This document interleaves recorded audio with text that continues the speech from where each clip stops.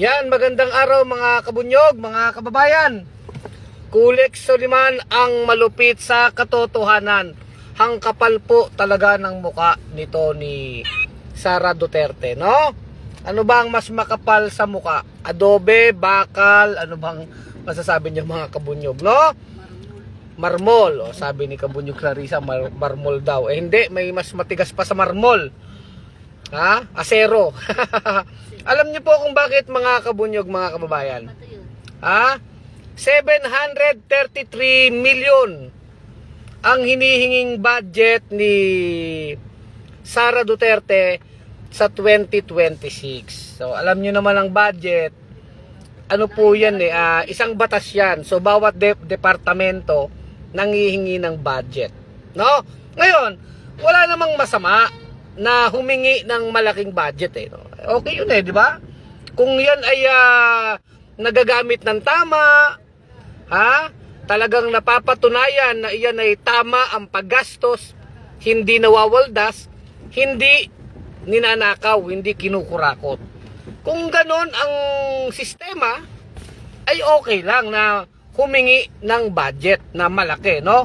Pero kung ang pera ng bayan ay hindi na ipaliliwanag, kagaya po nung mga nakaraang budget po ng Office of the Vice President, ha?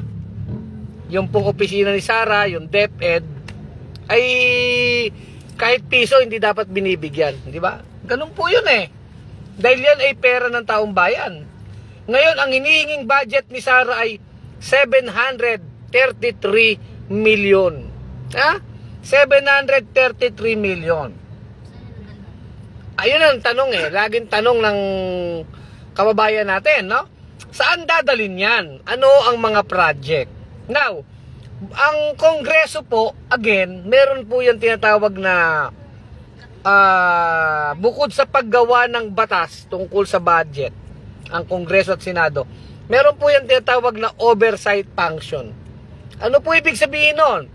So kung gumagawa sila ng budget para sa taong 2026, yung mga ahensya ng gobyerno, ha, yung mga opisyal ng gobyerno, tinatanong ngayon ng mga congressman at ng mga senador, ha, paano nyo ginastos yung budget na ibinigay sa inyo noong 2025? Ganun po yun eh.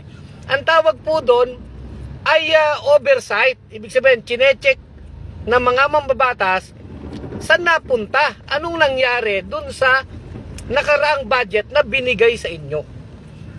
Kaya lang kay Sara Duterte kasi, nung tinatanong siya tungkol sa kanyang budget na yan ay pera ng taong bayan, tinatanong ng mga mambabatas, saan napunta tong confidential fund na to? Ito, yung libro mo na isang kaibigan, di ba?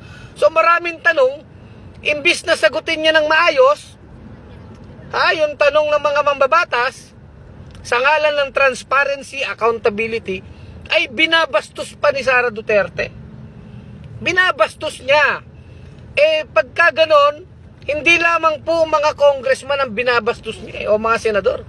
Kung hindi yung taong bayan na nakikinig, nanonood sa kanya. Dahil interesado ang tao. Saan nga ba ginastos yung confidential fund? Ha? 625 billion po yun eh. Ha, di ba? So saan ginastos yun? Totoo ba yung Mary Grace Piato? Sino ba yun? Ha? Magkano yung bayad sa mga safe houses?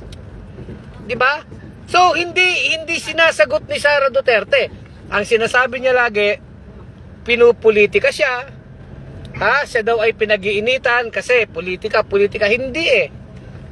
Ha? Wala naman tayong pakialam sa mga politika na yan. Ang sinasabi natin, sa opisina ng Vice President at nung siya'y DepEd Secretary, paano ginastos ang pera? Yan ay hindi niya sinasagot hanggang ngayon. Hindi niya po yan sinasagot. Ha? Kaya nga puro pagtatago ang ginagawa niya. Ngayon, nasampahan siya ng impeachment complaint. Sumampa na po yung articles of impeachment sa Senado, at isa sa mga complaint sa kanya ay tungkol sa graft and corruption. Yung paglulustay, pagwawaldas ng pera ng taong bayan, yung kanyang budget. wala pa rin kasagutan. Pagkatapos ngayon, ang ire-request niyang budget ay 733 million. Di ba? Kumbaga sa, hindi pa tayo nagkakaliwanagan dun sa unang mga budget mo, Sara. Siguro dapat ang ibigay na budget lang kay Sara, yun talagang pangsweldo lang ng mga tauhan, di ba? Mga operating expenses siguro, pambayad ng kuryente. Yung ganon. Pero yung extrang budget, kailangan ipaliwanag niya yung mga programa niya. At ano na yung nangyari sa unang programa. O halimbawa, kagaya yung mga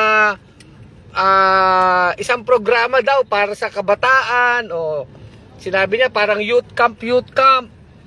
Nung chinek ng mga mambabatas, ang gumastos pala doon sa mga youth camp na yon ay hindi naman pala opisina niya.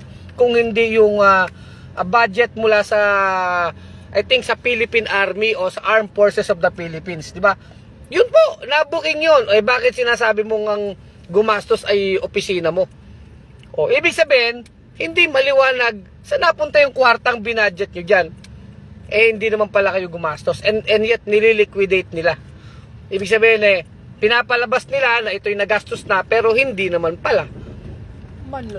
Manloloko, eksakto yan, Ma'am Mirna, di ba? Kabunyog Mirna. Manloloko. At ang manloloko, dahil pera ng bayan yan, bago ka namin bigyan ng budget uli, iwalagin mo muna yung unang budget. Yan lang po yung punto natin, di ba mga kabunyog, mga kababayan? Ayan, basa lang po tayo ng comment. Maikling vlog lang ito, no? Kaya, hindi ko naman sinasabing zero ang budget ng Office of the Vice President. Hindi po. Kung dapat lang talagang suriin yung mga pagkakagasusan at ipaliwanag muna ang mga nakaraang budget. Yun lamang. In fact, yung pong recommendation ng komite sa House tungkol sa budget ni Sara, pinakakasuhan po si Sara Duterte. Bukod pa po yun sa impeachment complaint. Bukod pa po yun sa impeachment ni Sara sa Senado. Sa totoo lang, no? So, yun po, talagang tayo, hindi naman tayo tumututol na mabigyan ng malaking budget ang mga opisina.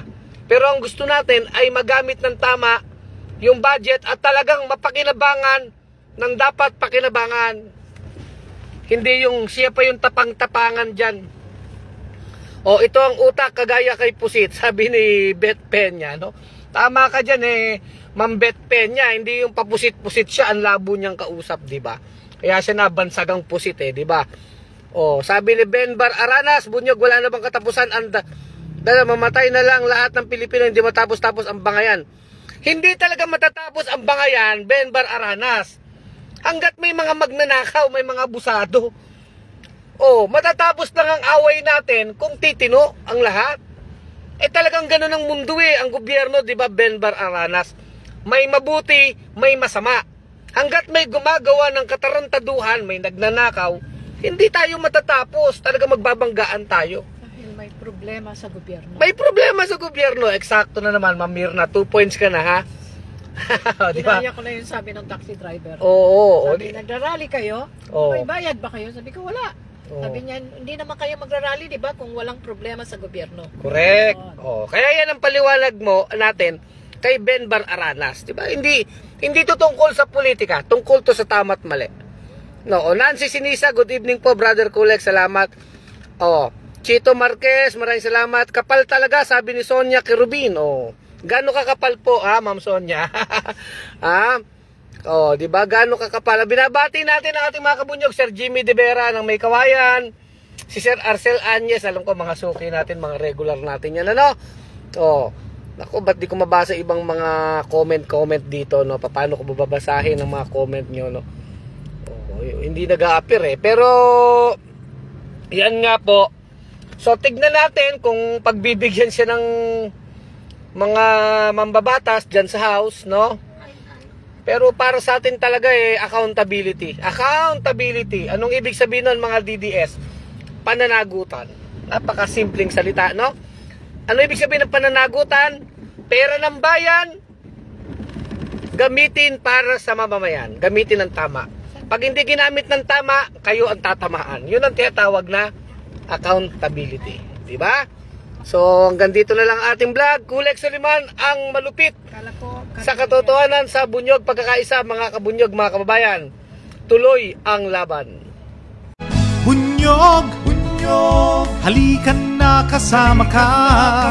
Bunyog, kapag buklod ay may pag-asa. Luzon, Visayas, Mindanao, isa ang pananaw. Sa bagong Pilipinas ang bunyog isisigaw.